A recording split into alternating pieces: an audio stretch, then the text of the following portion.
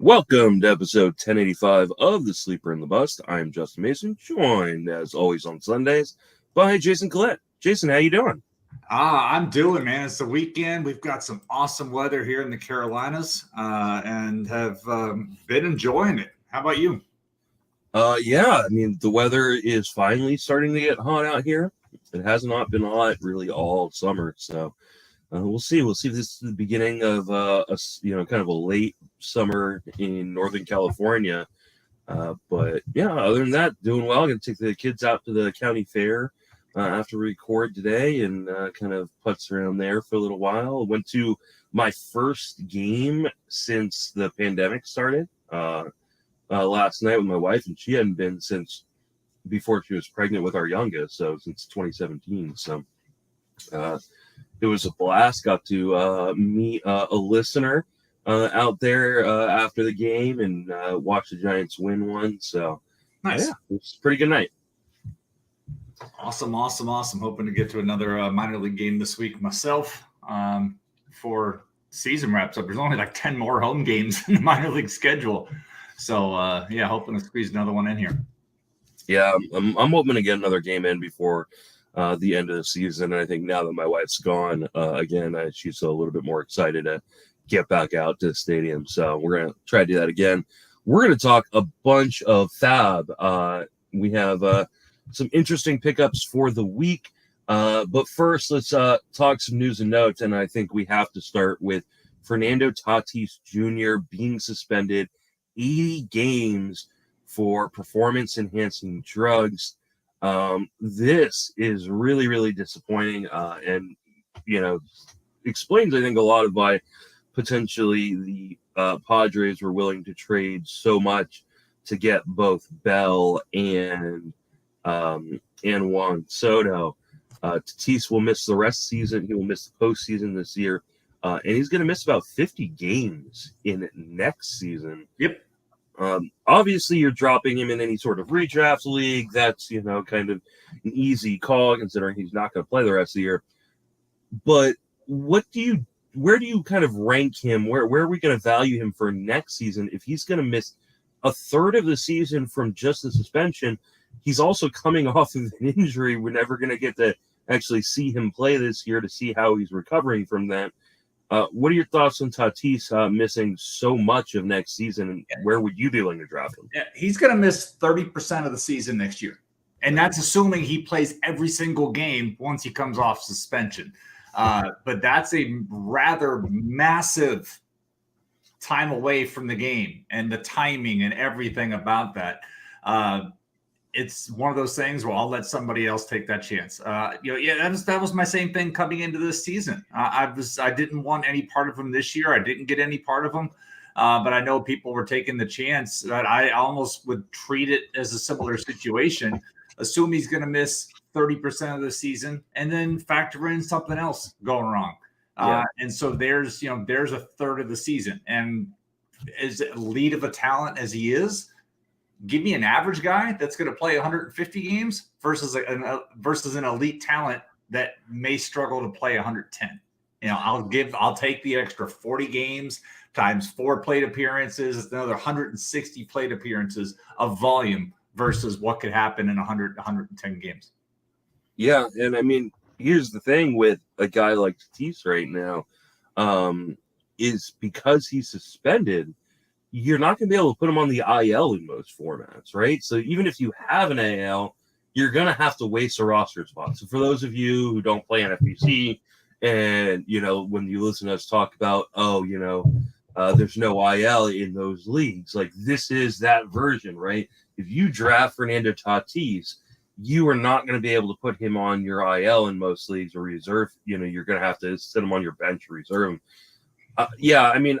I think if he goes outside of the top 100 plus picks, he'll become interesting. But I tend to agree with you. I'm not going to end up with a guy like this on my roster just because he soaks up a roster spot. And aside from the suspension, he's been injured multiple times here over the course of the last few years. And his shoulder has never had surgery on it. So for a fact he's going to miss 50 plus games. But I mean, he could miss, of the remaining 100 he'd play, he could miss, another 20, 30 with an IL stint, considering, the injury issues. So, well, let's be real. Who's the last?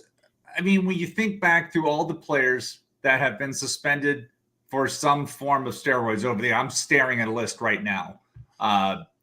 Melky Cabrera, Yasmani Grandal had a 50-game suspension in 2012 when he was with the Padres organization. Ryan Braun, Nelson Cruz. Yeah, these were, this was almost 10 years ago. I'm looking through some of the other names. Obviously A-Rod in 2000 missed an entire season.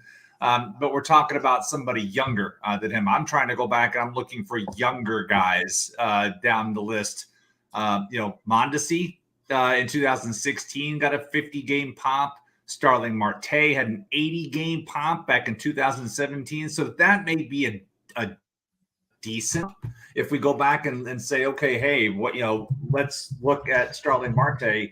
And when he had to miss 80 games back in 2017, and when he came back, you look at his season, he still came back and stole 21 bases right off that. And the next year, hit 20 home runs, stole 33 bases, and still hit 277 coming off. But that was a 28 going into a 29-year-old season. I mean, it's kind of uncharted territory by looking at somebody this young with that. But just another one I've seen on this list is Jorge Polanco. Polanco got popped the same year. He got hit in 2018 for an 80-game suspension. And then the next year was super happy fun ball year, but he hit 22 home runs and basically had his career year.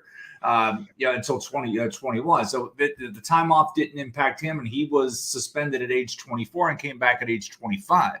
So again, I'm not expecting a production drop off. It's going to be you can't, it's the volume. Again, give me Jorge Polanco next year at age 29 over a younger guy who was clearly better across the board.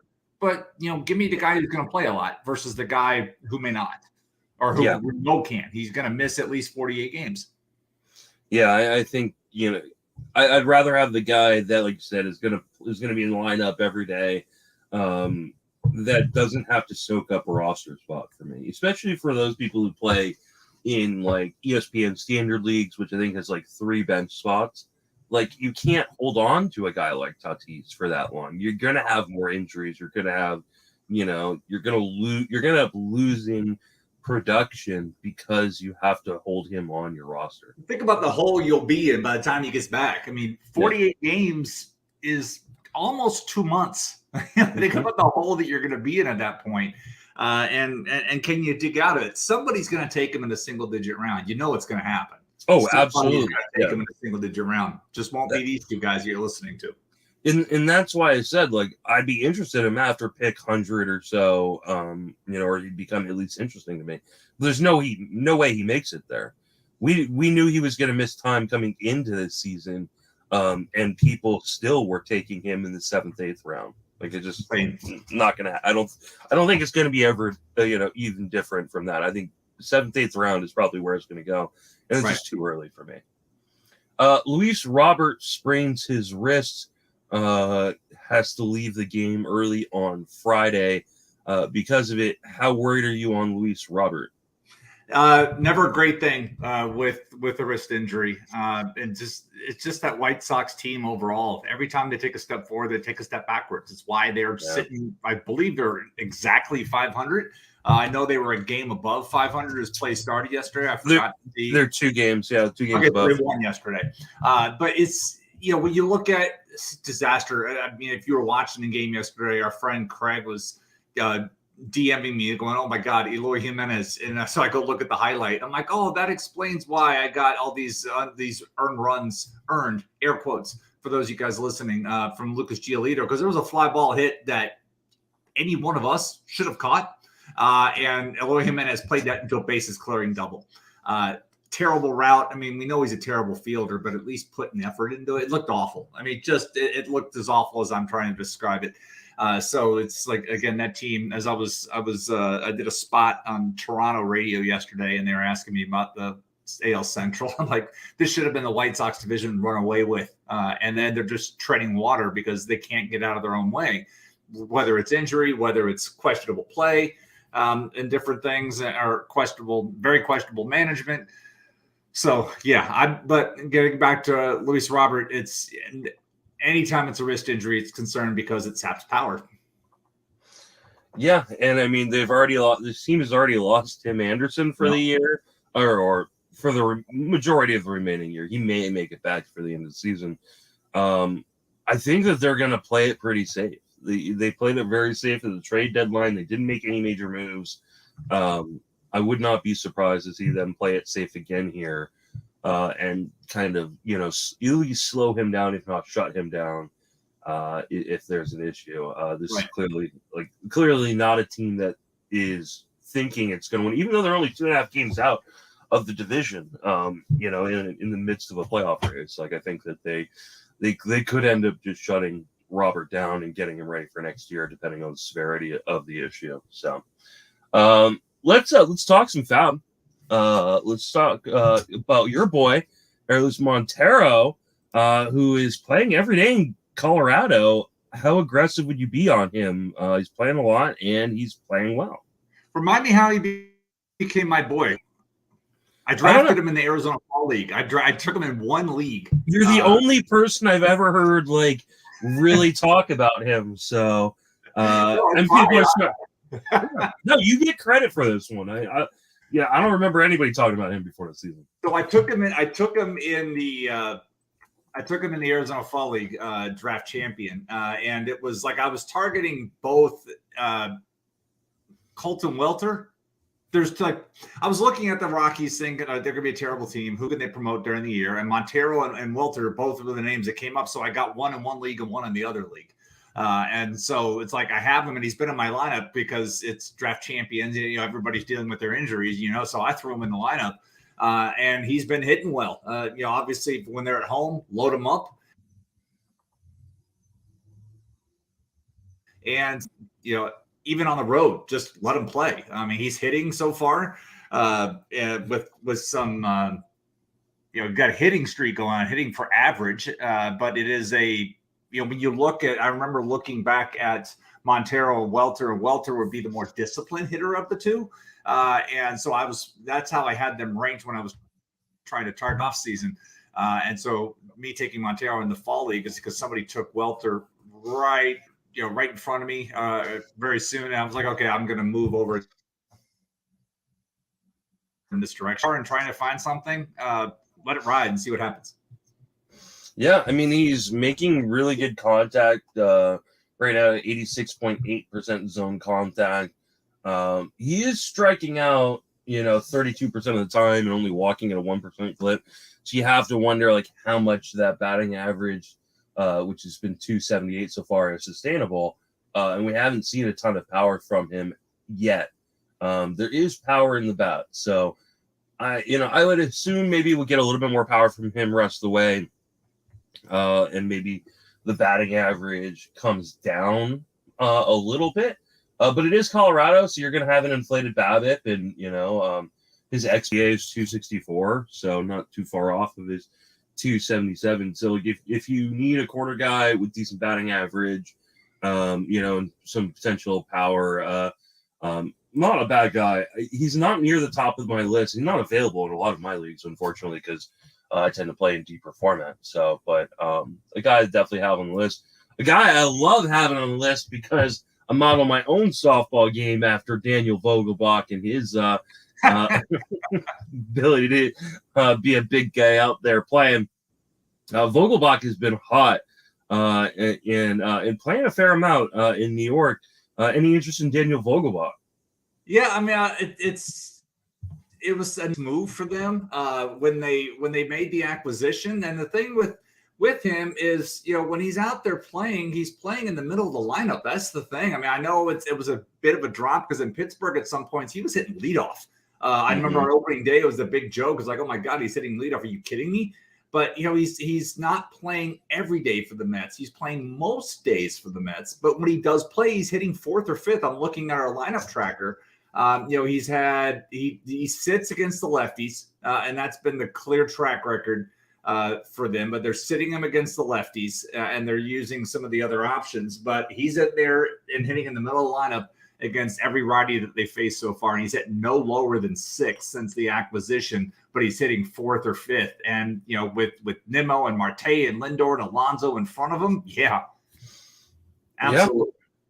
Yeah, he's in a great position, like you mentioned. Like he's only even hit 6 once. He's pretty much, and it was the first game he played for the Mets. So he's hit fifth pretty much in every game since coming over, hitting 310, 464, 565 with 2 home runs. He's basically he's in the Darren Ruff platoon. Ruff gets the lefties, and Vogelbach gets the righties, and that's not going to change because Ruff doesn't hit righties well. Well, and you have to remember in that division, the Phillies I don't think have a lefty. Miami's got Trevor Rogers, but he's on the IL right now. So you've got 2 teams that are predominantly righties in that made up of righties in their rotation.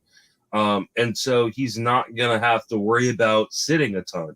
Right? He's going to get let's look at the rest of their. Let's look. I'm sorry, I clicked the wrong thing. I want to look at the rest of their schedule too, because that comes into play. If we look at the Mets schedule and look at them up there with 74 wins, just rolling. If we pull up their schedule and results, and look through the rest of their schedule, I know they only have 3 more games against the Braves. That's coming up after this series here that they're playing the Phillies. They got 4 more against Atlanta. And then they have, a couple against the Yankees, but then they're at home, the 4th set against the Rockies. They've got then they're hosting the Dodgers, hosting the Nats. Then they got some games at Pittsburgh, at Miami, at Chicago, at Pittsburgh. The schedule is just really, really nice for them here. Mm-hmm. They have 3 games to get to, and by the end of the season, who knows what's happening there, because the division is all but wrapped up for them. I mean, again, they have 7 more games against Atlanta. Atlanta has to win 6 of those 7 for a real shot at winning this division, because the rest of this schedule for them, for the Mets, outside of that 3 set against when they're hosting the Dodgers, is pretty much a layup. I mean, this is the Nats. They have 1, 2, 3, 4, 5, 6 games against the Nats. They've got they're at Oakland for 3. They've got Pittsburgh for 1, 2, 3, 4, 5, 6 more games. They've got a really easy schedule. So this could be nice, really favorable for Vogelbach against the right-handed pitchers on these teams. Yeah, and I'm just looking at their division. The Nationals only have Patrick Corbin, and that's a lefty. And the Braves are rolling out all righties right now too. So they're playing a division that's full of right-handed pitchers. So if you've got a guy on a short side platoon, maybe time to let them go and go pick up a Daniel Vogelbach. Let's talk about the next guy. Max Fried's the only. I mean, obviously Max Fried is the one. I mean, Kershaw is going to be out. If that Dodger series, you got Heaney. Max Fried is. You figure Fried's going to pitch twice. Well, he's on the IL. Fried's on the IL with a concussion right now. I know when he was going to be back. So, well, at the end of if this is still a race, they have 3 games at Atlanta, the final week of the season. Oh, there you go. Okay. Let's stay in the division. Move over to the Nationals. Talk about Joey Menses, who is kind of playing now that Josh Bell is been moved to San Diego, and he's playing pretty well. To be quite honest, I never heard of this guy prior to this. So I remember him coming up at some point earlier in the year, but then getting sent back down. Any interest in Menses? I mean, he's playing every day. He's one of these, a nice story, much like Wynton Bernard with the Rockies. Get promoted, make the majors for the first time, after age 30. And here's Meneses doing the same thing. He's 30, and he's been in AAA each. 2018 did not play in 19, did not play in 20 in the States, but was in AAA with Boston and the Nats the last 2 seasons. and now he's up and he's hitting. He's got 4 home runs in 30 plate appearances, and he's playing. He hit 20 in AAA. So it's again, if you're hurting for power, beggars can't be choosers. And he's out there playing every day. And so here's an option for you to go see what sticks. I mean, the numbers are absurd right now. It's not like he hit 20 home runs in AAA in 2008 or 23 in AAA in 2018. He hit 20 in AAA this year. And so the power has been there in recent years. And let's see if it carries over. Because, again, we know that the baseball has been a bit different between the majors and the minors, depending on the league. But he's playing. Yeah, I mean, this is a 30-year-old journeyman minor leaguer, right? I mean, this is not like a guy that necessarily is the next big thing. Well, we saw it with Schwindel and Wisdom. Yeah, they got time and they hit with power. Yeah, and guys like this can stay hot for a little while and be valuable in the short term. A lot of this is fraudulent. Like he's not going to continue doing. His XBA right now is like 260 something. And 265 it is. His batting average is 370 right now. He's running with really high BABIP. He's getting pretty lucky. He's not a guy with a ton of power necessarily because he hits so much on the ground, but he plays in a good park. He's gonna play full time. It looks like, considering what else the Nationals have left on the major league team. So I think you could do worse in deeper formats than picking up a guy like Memphis. So what about JD Davis, who was in the NL East, got traded over to my Giants, has played pretty well in San Francisco since coming over, showing off that raw power that he's got in the bat, and playing kind of an uneven third base. Evan Longoria is back. The Giants love to platoon. Is JD Davis even worth picking up? It's funny. Go to the Giants and they fix something. It's like he has one less home run in 26 plate appearances than he had in 207 with New York this year. It's weird how the Giants find something and they're like, okay, here, let's try. So I was looking through the lineup, and it's unclear how he's being used because he's sat against righties and lefties. So he's had 4 days off since the trade, and they've been 2 against lefties and 2 against righties. Even with Longoria coming back, Longoria hasn't played in the field yet. He's been the DH every time he's come back, whereas Davis has played third base every time he is in the lineup, and he's hitting in the middle of the lineup when he's there. But he's had 4 days off against righty, and a lefty. So it's kind of tough to figure this one out. I would say it has to depend on how deep your league is. If you need to go with Davis, you maybe need to cover injuries. You have no choice, but it's a little unsettling to see how he's being used. Even with Longoria back, Longoria has only played 2 of the last 5 days. And again, both times have been a DH. He hasn't been in the field yet. Yeah, I think this is going to be a nightmare for fantasy managers, just the Giants in general. They pretty much are platooning just about everybody, except for Tyro Estrada, Crawford, and Yastrzemski. Like everybody else is getting platoon. Well, Davis, Flores, La Stella all have played third base in the last 4 days. Yeah, and I don't know quite what they're doing. I like Davis from a raw, power perspective. And depending on who they bring back next year, he could be someone interesting, because I think this is last year of Evan Longoria's contract. I think he can opt. I think it's a mutual option or something after that, but I think that contract's finally up. So a club option for 2023. So they're finally out from under the rest of that contract. So maybe Davis is the full-time third baseman coming into next season, which would make him pretty interesting. But this year, outside of 15-team mixed leagues, it's kind of just a dart throw. I don't know how interesting he is. So next guy on the list is Vaughn Grisham, who's a very, very interesting guy, and is going to be widely available. I don't think anybody had him rostered coming, into this breakout, except for maybe in Dynasty League. So he's going to be available just about every league. how aggressive are you going to be on Vaughn Grisham? It's a nice track record for Atlanta. They call up Michael Harris the second at age 20, 21. He's been a great player for them this year. And here's Grissom at 21. From Orlando. My godson actually played against him in high school multiple times. And so he was a pitcher, and my best friend was like, yeah, he never got a hit off my son. I was like, all right, how many times did he face it, right? But so it's like he was surprised he got called up, and he's a huge Braves fan. But you look at this year in the minor leagues, at 21, high A and double A combined stats, 14 home runs, 27 steals, hitting well over 300 with a lot of contact. So he was doing outstanding in that regard. And we saw him hit a home run in his first at bat, or get a home run for his first major league hit. And he's already earned yesterday. He hit second in the lineup. He was hitting low, and then they put him in the second spot yesterday.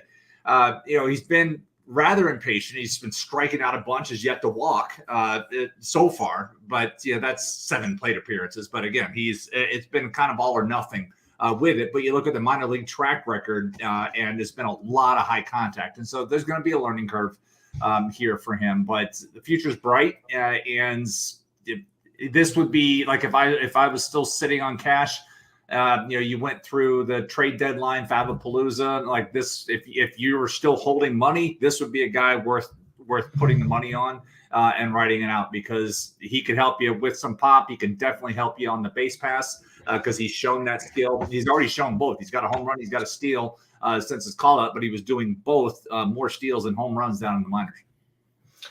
Yeah, I'll be interested to see how much he's actually playing. There's definitely some concern when Albies comes back. I mean, I think he's gonna play fairly regularly. I would assume.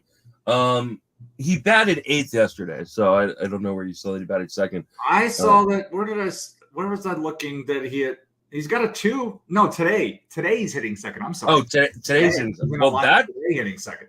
There you go. That's good news. Yeah, because he started off batting 8th and 9th. Or 9th the first game, 8th second game. So batting second today. It is Sunday lineup, so maybe they're sitting some guys I haven't seen what their full lineup is. The other piece, though, even when Albies comes back, why does Marcell Ozuna have to stay in the lineup with a 211 batting average and a 261 OBP? Yeah, he's got 20 homers, but come on, and they're already hitting them 7th. They already have him way down in the lineup to begin with. Why is his job guaranteed? Well, and Eddie Rosario hasn't been good since coming back from the eye issue either. So, right. I mean, either guy could lose their spot, and maybe they want Albies to play to DH, when he comes back to kind of, protect him a little bit. So I think if he hits, he's going to be fine. He's definitely the top pick of the week, especially if you need, middle infield help right now. I think he's a great option to go after. He's definitely on top of my bids in a number of leagues this week. All right, let's talk about Paul DeJong. My boy, Paul DeJong is back, and he's been hot since returning. Now, the question is, can he keep this hot streak going, and can he stay in the middle of this, or not middle, but in active in this St. Louis lineup? We've seen hot stretches from him before that have faded away. Any interest in Paul DeJong? So, I mean, listeners may remember he spent a lot of time this offseason reworking his swing, working with the same folks that worked with JD Martinez and a couple other names that I'm drawing a blank on. And so the expectations, we've seen him do it before. Then he really fell off a cliff last year. And then even earlier this year was just terrible. But since they made the deal at the trade deadline and put him into the lineup, he's hitting 300, 396, 725 since he's come back, over 48 plate appearances here, walking 13% of the time, striking out 25% of the time, has driven in 13 runs with 4 homers and scored 8 times. Obviously, that'll play. And he's hitting, looking at the lineup where he's been playing, he has been in lineup every single day. He's hitting 6th or 7th. He hasn't cracked any. He hasn't got up any higher, and I don't expect that to change. That's not going to change because everybody in front of him is certainly under spot. So maybe he can bump up to 5, but the fact that he's been there every single day, lineup spot has been rather consistent. He was fifth one time. He's sixth yesterday, but mostly seventh. But he's doing damage from down there in the bottom of the lineup because that lineup has got some thickness to it. So yeah, let it ride. Maybe it's just taking some more time for this swing to rework. But let's not forget, I mean, he's still young too. If you're thinking, he just turned 29 at the beginning of this month. So if you're in a keeper league, maybe you can get him on the cheap now and roll him in the next year. Yeah, he's being a little bit more patient at the plate, which is good to see. And he's being a little bit more selective with his pitches. But when he is swinging, he's making really good contact right now. So his zone contact rate prior to getting sent down was about 75%. Zone contact right now, 83.3%, which is right around league average. Yeah. So he's making league average zone contact, but he's got power in the bat. He's playing pretty much every day since being called back up. Yeah, I think would you rather have him or Christian? I'd rather have DeYoung. Okay. I think I'd rather have. I think Grisham has a higher upside because it's stolen bases, Correct. Right? Correct. So it's kind of, what are you shooting for? Are you shooting for upside or are you shooting for guaranteed production? Yeah, I think DeYoung is going to. Yeah, if you're looking for volume right now, DeYoung's the play because I think he's going to play rest of the way, pretty much every day. If you're looking for some upside, maybe you're in a shallower, 10 or 12 team league. You're looking for upside. I think Grisham's the play because the power and the speed potential in that Atlanta lineup, I think, is a little. The ceiling is higher for Grisham than it is for DeYoung at this point. Franmil Reyes hit his first home run as a Cub, and that's going to get people start to be excited about him. He was awful in Cleveland. I don't think people realize how bad he was playing to the point where he got designated for assignment, traded over to the Cubs. Can he rebound in Chicago? And should we be picking him up before he goes on a hot stretch? If he can't do it here, he can't do it anywhere. I don't know. It's like, he's got all the raw power in the world, and he's only 27 years old. It's like there's so many stories in baseball where you give up on a guy, and then they come out, and you're like, oh, yeah, that's why we liked him. It feels like he's been in the league forever. It's just kind of crazy that he's 27 years old, or he's only 27 years old. But it's so tough to write off a guy that has hit 30 home runs in each of the past 2 full seasons. And then this year has just dropped. It's like some of these other guys, like JD Martinez, last time I checked, still has a single-digit home run total this year. It's like some of these older dudes that have fallen off the cliff this year. Like Cesar Hernandez went from 21 home runs last year, who still hasn't hit a home run this year, even though he's playing just about every day. So, again, it's really tough to write off Reyes. I want to give him another chance with the ballpark, with the division, the fact that he's going to get some Cincinnati, he's going to face some games against the Reds, face some games against the Pirates, and he's got a good situation. But it's just so tough to write a guy off that has shown what he has shown when he's had the chance to do it. But at the same time, he has looked like hot garbage this year, and there's a reason why the Guardians let him go. Because he just wasn't cutting it. And until he gets some more loft in his swing consistently, it's going to be tough for him to adjust to the way the new baseball is. And not to mention the strikeouts have gotten worse this year. That's a career trend. His strikeout rate has gone up each of the past 5 seasons. That's got to get fixed, or he's going to find himself on the periphery of the league, even at this kind of an age. Next year, going into whatever his contract status is, he's a free agent after this season, so he can pick his option. But he's not going to have many suitors as a guy that cannot play the field and has shown an inability to consistently loft the baseball and make contact with it. Yeah, and this year he's been kind of a reverse splits guy. He's been better against right-handed pitching than against left-handed pitching, and so far, man skills right there, man. Yeah, and so far for him, and this is really, really small sample because I think he's only been with the Cubs for 5 of their games. But he's only played against right-handed pitching so far. Yeah. So they've only had 1 start against a lefty. So I don't know if that is going to be a trend we continue to see if he's only a strong side platoon guy. I mean, he could get hot and hit, 10 home runs, or more than 10 home runs rest of the way. So, like, I don't want to, like, overlook him, but I tend to not want to go after a guy like this or be aggressive on a guy like this when he's just struggled so mightily this year. I think the time is over. He's going to look great hitting home runs in Japan or Korea next year. That's probably a pretty good prediction. Maybe he and Miguel Sano can share a plane ride over there together. Yeah. God, Miguel Sano, man, what a fall from high prospect pedigree to nothing. Let's finish out our hitters with Manuel Margot, who's potentially going to be back soon. What are your thoughts? When do you think he's back, Jason? You being the Rays guy, and how much of a role will he have in what is a pretty beat up Tampa Bay team? Yeah, it's been beat up all right. He should be back this week. I mean, he's been playing. He's in Durham on rehab assignment. I wouldn't expect that to take too long. So I would expect him back this week.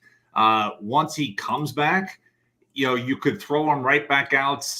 Throw him right back out into the. I was wanting to look at because they really want to see what they have with Jose Siri. Jose Siri has been playing just about every single day with things. But if you try to look right now, like Brandon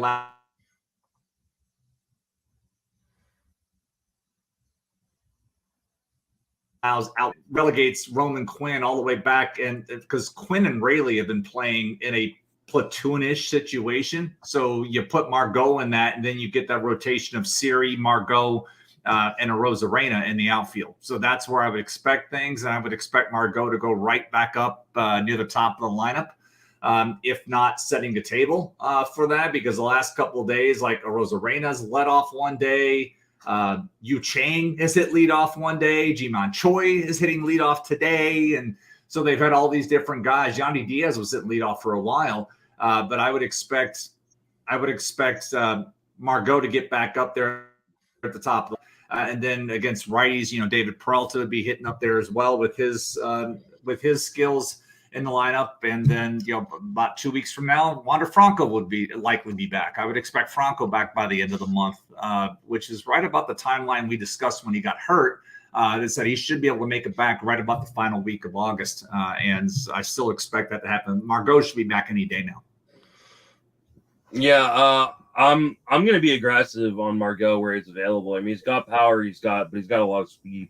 And he was playing really, really well in the 200 plate appearances they had before getting injured. So this is another one of the guys that, I don't know what the playing time situation is going to be like in Tampa. It may be a little disjointed because that's what they do. But they've also been a team that's pretty beat up. He's a pretty good defender with power, speed, and was hitting 300 with a 279 XBA. So, like, a lot of it was legitimate. So, I think he's my top pickup of the week, right up there with Grisham. So, I would definitely be aggressive on Margot if you need an outfielder right now. Yeah, he was hitting well.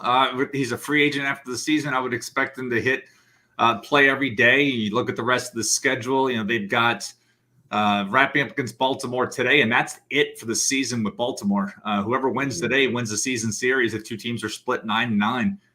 Quite a story for Baltimore after the Rays were 18-1 against them last year, and so they're 9-9. But they've got they're going to New York for 3 games, and you got the Royals, you got the Angels, and you got the Red Sox, and then the Marlins. So if they can avoid Alcantara, they got a really nice schedule for let's have some fun with the offense, because the offense has really been inconsistent and struggling to put up runs.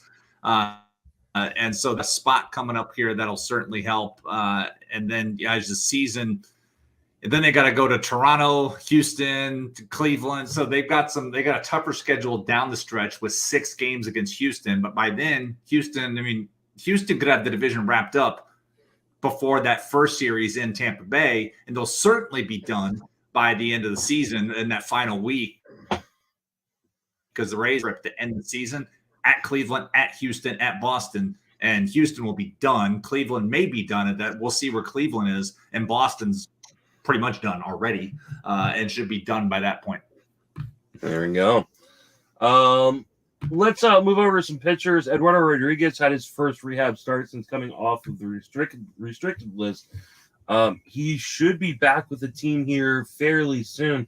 Are you picking up Eduardo Rodriguez? I have him in one of my drafts. We were talking before air. He is my only healthy, not even healthy. He's like my only option. I have Tyler Beatty and some other truly stiff pitcher in a draft champion, and I'm dying. I need Eduardo Rodriguez. I need him because if I'm going to make any ground up, it's in pitching. Hoping he could come back and do something. I mean, I could use the strikeouts. I could potentially use a win if Detroit can do that.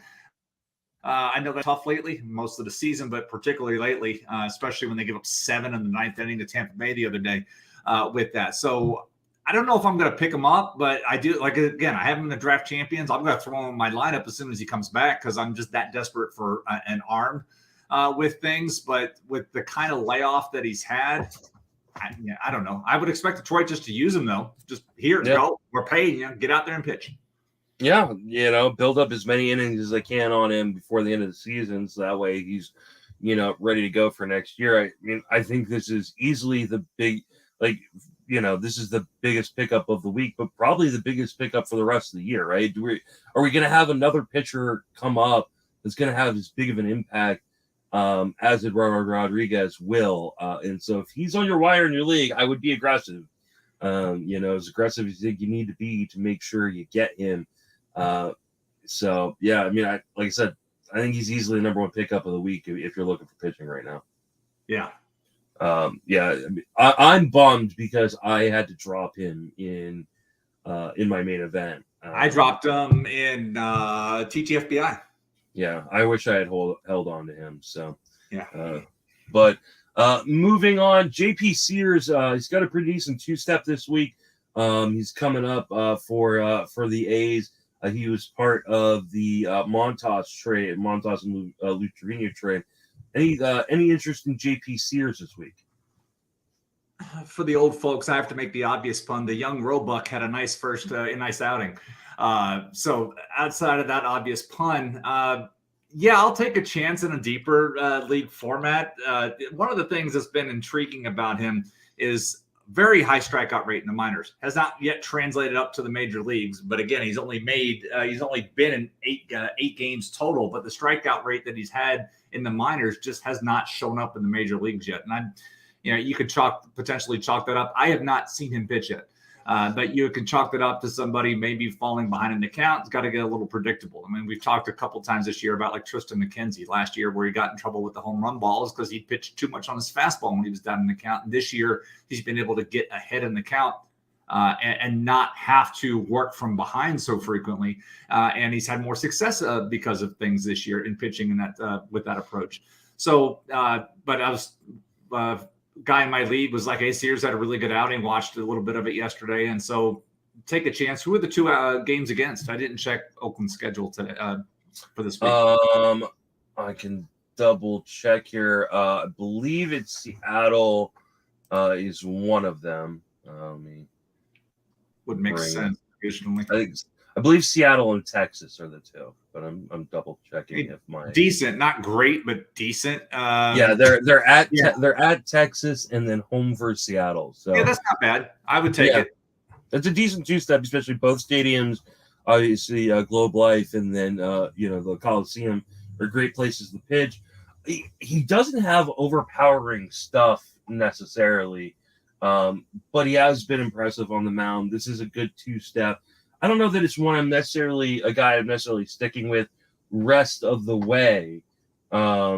He would line up against the Yankees the following week. So I obviously you don't want to start him for that. But maybe he's just a 2-step and you kind of throw him back to the wire after this one. So not a bad one, but not a great. Dustin May is working his way back.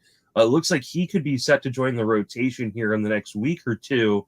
Are any interest in Dustin May coming off of Tommy John? No, not really. I would expect him to be eased back into things. Obviously the Dodgers have no rush to try to do much with him, but I would expect him to work in shorter stints and they build up something. So perhaps I'm just trying to think. Maybe as we get to September, I'm not looking for immediate returns on him. But right, if he comes out and is like on 60 to 70 to 75 pitch type of thing, that's the pre-injury with all that. Strikeouts were never something that was very consistent with him. The stuff, he was more of a, I guess the talk it up, it was more something like he was always fun to watch on pitching more than he was for the actual strikeouts with things. So honestly, no, I'm not expecting too much. He does have a good start. He's expected to be activated on Saturday for a start home versus the Marlins. That'll certainly help. So I think he becomes a little bit more interesting there because of that. That being said, like guys coming off of Tommy John typically struggle with command and control. And so I would be very, very careful about when and where I started him rest away. Plus, like you said, who knows how much of a workload they're going to give him. He did go 5 in his last rehab start in AAA, but I wouldn't be surprised if they limit him or even make him like a piggyback type guy. Piggyback will be a decent situation. I mean, they need to, with losing Kershaw, there's clearly the spot in the rotation for him to come up and do something, but they've got room in the bullpen to do something as well. And so, you can tag along. Maybe it's like, hey, you go out there and start that game, and then we'll have somebody else come in and finish and do something else. Yeah, I mean, they could easily like pair him with Andrew Heaney, a lefty who struggled with injury this year, and kind of make them kind of tandem guys rest the way. Right. So we'll see what the Dodgers end up doing. They may treat him like just a regular starter, but back him off of David Price. They've got different guys they could use in a situation with him. I would not be overly aggressive on Dustin May in spite of his prospect better. It's great to see him back on the mound, but I don't know that, like you mentioned, he pitches to a ton of contact. So like his strikeout numbers aren't necessarily going to be huge. I don't know what his usage is going to be like. I think he's probably going to be overpriced this week, which will probably mean I'm not going to end up with a lot of shares of him. Aroldis Chapman is becoming a little bit more interesting again. He's pitched pretty decently in kind of the 7th inning of a lot of games. And Clay Holmes has not been very good in his last few outings. And you have to wonder if the Yankees are going to make a change here. Is it time to pick up Aroldis Chapman again? I did in a keeper league, 18-team keeper league. I picked up Chapman last week. Only because you could. I remember watching one of the outings with Holmes. I was like, you could see a little bit of wavering, but at the same point, it's like when a guy's pitching at such an elite level like that hasn't done it. Like you at least have to fade it with it and say, okay, let's see what can happen with it. So yeah, I would take the chance with Chapman and see what plays out with it because again, Holmes was pitching at such an elite level. He was pitching at, Mariano Rivera, like statistical production. And the movement was just absurd and anything, wavered because it wasn't that long ago that Holmes could not find the strike zone on a consistent basis. And so when a guy takes that kind of step forward, there's some room for backsliding. And, with Chapman's resume, it doesn't take long to be like, okay, hey, Holmes, you're better at the ground ball situation anyhow. Let's bring you here and let's have Chapman come in. At worst, you're still getting some strikeouts there. So yeah, I took a flyer on Chapman next week with an eye towards the future, not as much as an immediate need, but just when you see a guy like that on the free agent wire, it's like, why did somebody drop him? I'll take a claim. Yeah, not available in any of my leagues, unfortunately, but if he's available in your league, I think you have to run to the wire. I mean, he's, obviously been an elite closer before. Holmes has now blown the last 3 save opportunities. And even after the game, Aaron Boone last night said that they may look at getting him in a different position in the bullpen. So I think that the writing's on the wall that Chapman's going to get this job back here and, be a viable potential return to back to a top-tier closer, but at least a viable closer rest of the way. What you got from Holmes has been fantastic. Enjoy every minute of it, but relievers come and relievers go. And it's unfortunate that's happening so quickly, but time to jump on back onto the Aroldis Chapman train, I think. All right. Next guy we're talking about is Alexis Diaz. It sounds like it may be time, or the Reds are going to start moving away from Hunter Strickland, who's just been awful in the role. Let's just be honest. Like, I don't know why he got anointed as the closer. And they're going to go back to some sort of committee with Alexis Diaz being kind of the top man in that. Are you interested in picking up Alexis Diaz? I mean, Hunter Strickland had the job because, as we've all said before, he has experience, and that's why a guy will get an opportunity because they've been there before.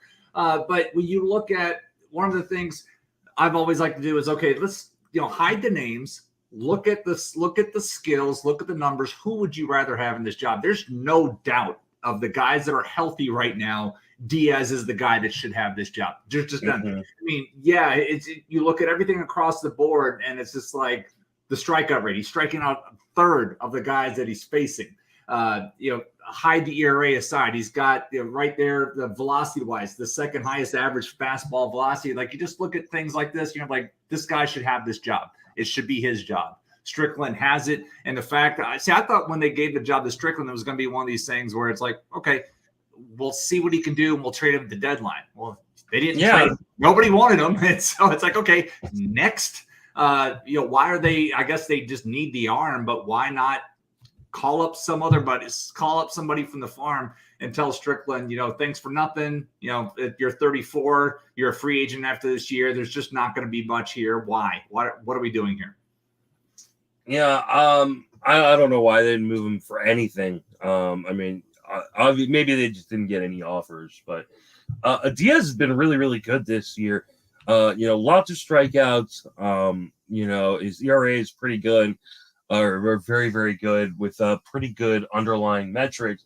The question becomes, will the high walk rate, come back to bite him in the ass? The thing is, so far, he hasn't given up really many home runs. Only given up 4 home runs on the season, 3 at Great America Ballpark, and 1 on the road.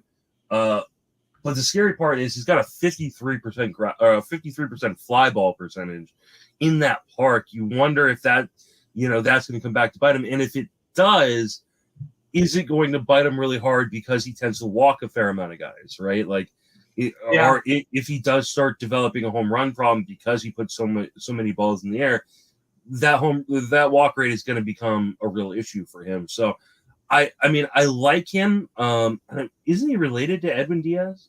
I have no idea. I want to say he's his cousin. Maybe they bring him out. Maybe they bring him out with piccolos instead of trumpets.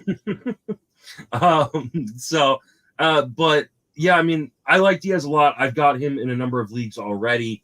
I've got him on my Tout Wars team. I've got him in a couple dynasty leagues. I think if you're desperate for saves, he's definitely a guy to go after right now. But there are some like red flags that I'm seeing that you go, this could all end really, really poorly. And it's the Reds, so there are going to be times where Buck Farmer comes in or Reiver San Martin comes in instead of Alexis Diaz in the ninth. So you may be a little bit frustrating too. And how many games will the Reds win rest away? Let's finish out with another guy who's in kind of a committee. It seems like Ian Kennedy is going to be the leader of this committee in Arizona. And they're on a team that's not going to win a lot of games. How interested are you in Ian Kennedy? Yeah, I mean, he's split it with Joe Mansapli, but the thing is with Ian Kennedy is like, even that dinosaur has had fantasy value this year. 4 wins, 7 saves.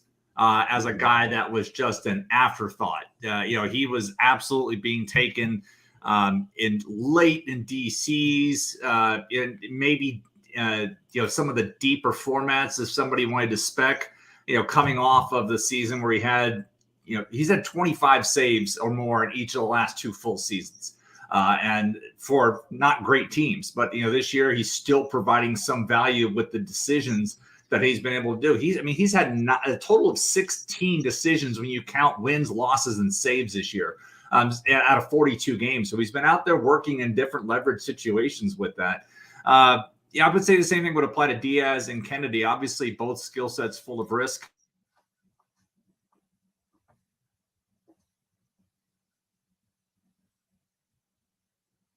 Somebody that could give you 5 saves the rest of the way. This would be the safer bet to get me 5 saves the rest of the way. Yeah. I think he's likely to hold it down the rest of the way. I was surprised they didn't move him because I'm pretty sure he's on a 1-year deal too. So I don't know why they felt like they needed to hold on to him. I understood holding on to Melanson because they've got Melanson under his contract for another season, and maybe they thought they could flip him in the offseason or at the deadline next year. But I don't know. Yeah, but I mean, Kennedy's a proven guy. He's a vet. It seems like they're ready to move on from Melanson. They might win a few more games, but Arizona's not super competitive. He's the bottom of the list for me in terms of the other closers we talked about.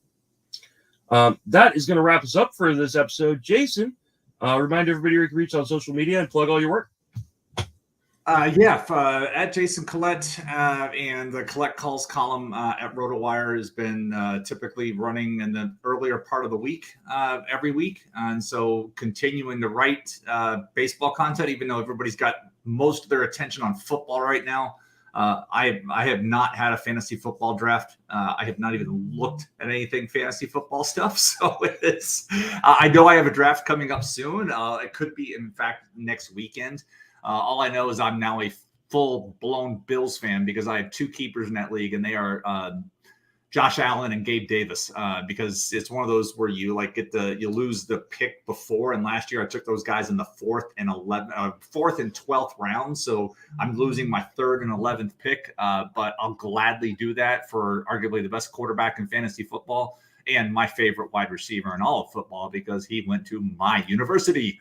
I'm full-blown Bills fan. Go Bills. Let's go Bills with that. So, I got to do that. But obviously, that's as much fantasy football as you're going to hear me talk the next few weeks because I'm still pushing baseball. Because if you're listening to this, that means you're still contending in your league or you're thinking for the future. And we certainly are as well because, this is a year-round podcast because as soon as September hits, we definitely have an eye towards the off season and preparing for things we're going to talk about in Arizona, First Pitch Arizona, and starting draft guides. I'm sure that you and Paul are already sitting down to outline the off season work on everything that needs to be done for the site, and I'm expecting my first set of player profiles to start working on for RotoWire here in a couple of weeks.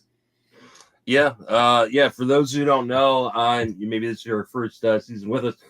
We record every week, multiple times a week, throughout the off season. So as other pods and analysts kind of do switch their attention to football, we'll be coming, multiple times a week, baseball rest of the season. We've been reduced down from like 3 to 2, but we still talk. I'm in my first draft of the year right now for 2023.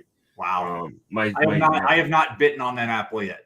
It's my 3-sport league. So we have to draft. Okay. We have, so 61 rounds drafting football, baseball, and basketball. So it's crazy already thinking about these. I will have ranks, probably done for, right around Labor Day or some point in September for the upcoming year. So, we'll have a lot of stuff, and Paul and I are going to be adding some things for the Patreon and discussing some things for that as well in the off season.